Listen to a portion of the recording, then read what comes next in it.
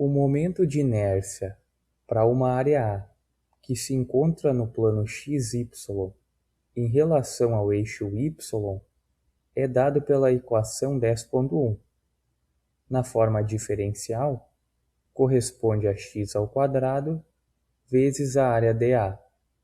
Note que o termo x² é próprio da equação. Então, o momento de inércia em relação ao eixo y é igual à integral de x² dA.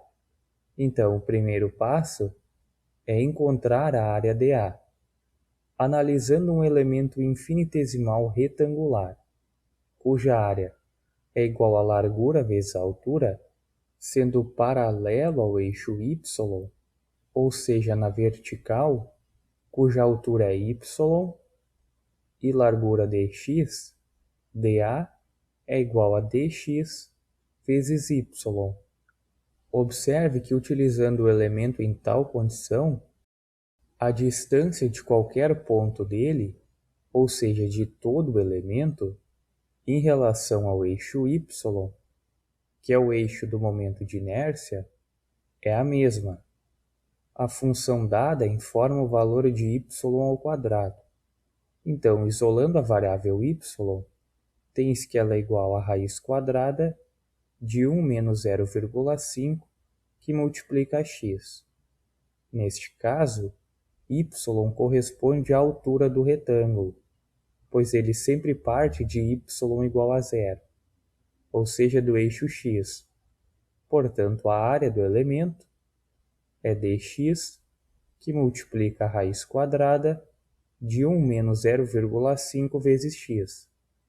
Substituindo na equação do momento de inércia, ele é igual à integral de a até b de x² vezes a raiz quadrada de 1 menos 0,5 vezes x e o diferencial dx. Como a expressão que delimita a altura é parte do integrando, ou seja, a função dentro da integral, os limites da integração são os limites da largura, isto é, no eixo x, sendo 0 o limite inferior, caracterizado pela letra A, e mais 2 o limite superior, representado pela letra B. E como a função é a mesma acima e abaixo do eixo x, ou seja, a área se repete, do cálculo sabe-se que é possível multiplicar a integral por 2, o que é equivalente a somar a parte acima do eixo com o módulo da parte abaixo, e o momento de inércia é igual a 2 vezes a integral de 0 a 2 de x², que multiplica a raiz quadrada de 1 menos 0,5 vezes x e o diferencial dx. O resultado é aproximadamente 2,438 e a unidade metro com expoente 4. Um segundo método de resolver o problema é usar um elemento infinitesimal retangular paralelo ao eixo x, ou seja, na horizontal, cuja altura é dy e largura é x. Portanto, a área dA é igual a x vezes dy. Usando o elemento em tal condição, a distância de qualquer ponto dele, ou seja, de todo o elemento, em relação ao eixo y, que é o eixo a ser calculado o momento de inércia, não é a mesma. Portanto, deve-se usar o teorema dos eixos paralelos.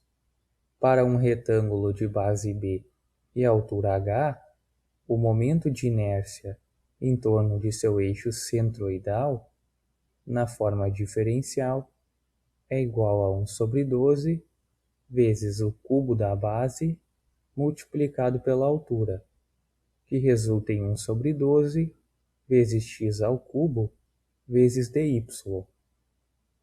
E o momento de inércia do elemento em relação ao eixo y, também na forma diferencial, tem a expressão obtida anteriormente, mais a área dA multiplicado pelo quadrado da distância do centroide do elemento até o eixo analisado, sendo essa distância igual à metade da largura, pois o centroide do retângulo está no seu centro. Então, o momento de inércia na forma diferencial é igual a 1/3 de x ao cubo dy. Como a função dada informa o valor de y ao quadrado, isola-se a variável x e tem-se a largura do retângulo, a qual sempre parte de x igual a zero, ou seja, do eixo y. Então, a largura do retângulo é igual a 2 menos 2y ao quadrado. E como a função que delimita a largura é parte do integrando, isto é, a função na integral, os limites da integração são os limites da altura, que estão no eixo y, sendo -1 o limite inferior e +1 o limite superior. Então, o momento de inércia é igual à integral de -1 até 1 de 1/3, que multiplica ao cubo de 2 menos 2y ao quadrado e o diferencial dy, resultando nos mesmos 2,438 na unidade metro com expoente 4.